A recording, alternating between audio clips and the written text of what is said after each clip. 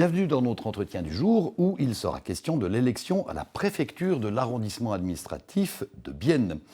Il faudra effectivement élire un nouveau ou une nouvelle préfète le 27 septembre pour remplacer Philippe Chetla, le préfet sortant, qui a dû raccourcir son mandat pour cause de maladie. En lice, une femme de droite et un homme de gauche que vous allez découvrir tous deux ce soir dans les talks. À chaque heure, son candidat. Nous commençons par Madame Romy Stebler. Bonsoir. Bonsoir, Monsieur Losli. Alors, Romy Stebler, vous êtes candidate comme préfète pour l'arrondissement de Bienne et vous avez accepté ce soir de vous lancer et de nous parler en français. Vous n'êtes pas encore très à l'aise en français, c'est juste ? Oui, c'est juste. Je parle et puis je comprends le français.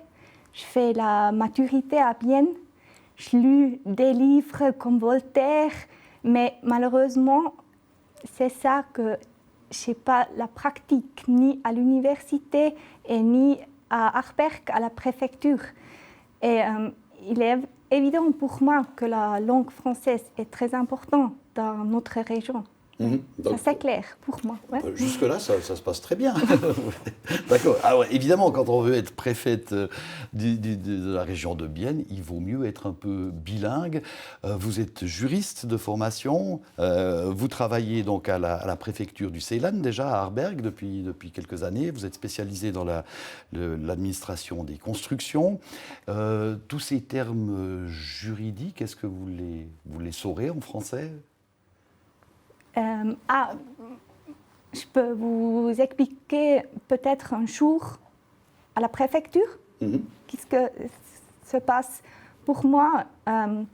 Normalement, le matin, il y a beaucoup de téléphones. Peut-être c'est une personne qui me téléphone à cause d'une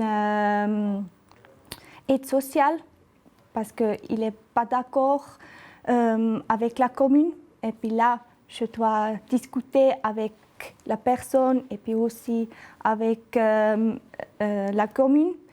Et puis, normalement, oui, on peut dire que si la décision de la commune est faite, on ne peut rien faire de nous parce que nous sommes la Beschwerdeinstanz. C'est auprès de la préfecture qu'on peut se plaindre si on n'est pas d'accord avec une décision de la commune. Et puis, il y a aussi beaucoup de téléphones de notre commune pour des renseignements juridiques, parce que normalement, à la commune ne travaille pas un juriste comme ça. Et puis, pendant les téléphones, j'écris beaucoup des décisions ou aussi des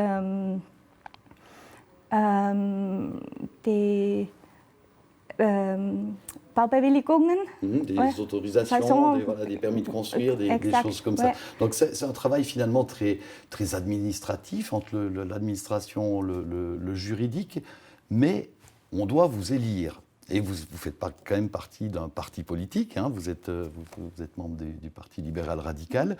Alors, quelle influence politique un préfet peut-il avoir ? Aucune, parce que ce n'est pas un poste. Ma tendance politique et on dit c'est nicht wichtig. Ouais. Mais c'est pas nécessaire. Ouais. Voilà. Mais en étant radical, peut-être que vous vous intéresserez peut-être plus aux questions de permis de construire, aux sociétés qui veulent développer des constructions plutôt qu'aux problèmes sociaux ? Non, ça... Je pense que je dois faire qu'est-ce qu'il y a pour travailler. Alors, peut-être il y a des 15 ou 5 recours de l'aide sociale, mais peut-être il y a aussi des autres choses. Mais ça, je ne sais pas. Ouais. Et donc, vous travaillez déjà à la préfecture du Seeland comme juriste. Vous avez un job qui a l'air très intéressant. Qu'est-ce qui vous a motivé à vous lancer comme candidate pour devenir préfète, et en plus dans l'arrondissement de Bienne ? C'est quoi votre motivation profonde ? Comme vous avez déjà dit, je suis avocate et administratrice des constructions. Et puis, je travaille depuis 10 ans à la préfecture à Arberg. Et je pense que je suis qualifiée et puis aussi je sais faire des décisions et puis je connais aussi les Abläufe. Les procédures de toutes les choses. Exact. Ouais. Ouais. Alors, je le disais, hein, ça va être un duel entre hommes et femmes. Ouais. Alors, en ce moment, peut-être que le fait d'être une femme, c'est plutôt un avantage. Par contre, il y a peut-être le facteur de l'âge. Vous êtes beaucoup plus jeune que Bruno Bianchet, l'autre candidat. Est-ce qu'à 35 ans, est-ce qu'on a assez d'expérience pour être préfète? Oui, je pense. Parce que M. Gerhard Bourri était 32, était un homme. Et puis je pense, là, aucune a demandé à lui, tu es un peu jeune pour ça. C'est toujours une jeune femme. On dit, peut-être tu es un peu jeune. Mais ça, je pense que ce n'est pas juste. Parce que je suis maintenant 10 ans à la préfecture. Et puis, ouais, comme ça, je pense. Vous connaissez bien ce milieu-là. Et puis, vous disiez, peu importe le parti, finalement, puisque le préfet ne fait pas de politique. Il y a peut-être une petite sensibilité qui se sent un tout petit peu dans ses décisions.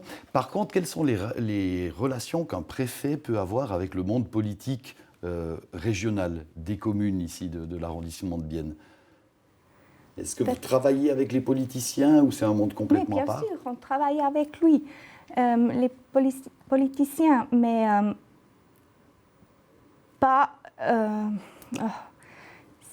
c'est un peu compliqué d'expliquer parce que la préfète est l'instance de surveillance sur les communes.